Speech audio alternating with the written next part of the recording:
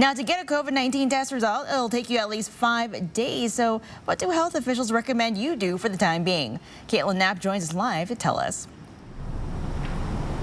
Nia, they want you to either stay at home because you've tested positive, you've been exposed, or you're waiting for a test result, especially if you're asymptomatic, because you could have the virus and be spreading it without you even knowing.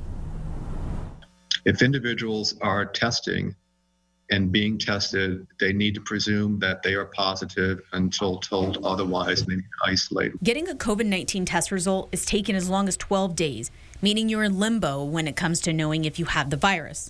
The health district has laid out advice for different situations. If you test positive or have symptoms, isolation is at least 10 days since symptoms first appeared, and 3 days with no symptoms and no fever without fever-reducing medications. What if you were exposed and didn't use the proper PPE? If you have symptoms, get a test.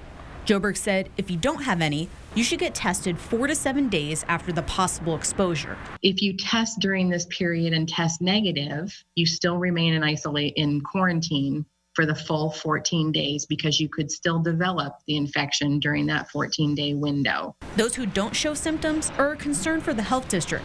Dr. Bob Lutz said this is probably driving much of the current infections. Now, what if you're waiting for results? You should still self-isolate. Family members need to take precautions too. Adults should stay away and stay home and stay away from others in the household for the recommended period of time to avoid spreading the illness. Now, the healthcare system has set up a care coordination team for people that are either isolated or under quarantine. They'll connect you to resources for unemployment, picking up medications, or food. And coming up a little bit later in the show, I'll explain the challenges that not only Spokane County is facing, but also the nation.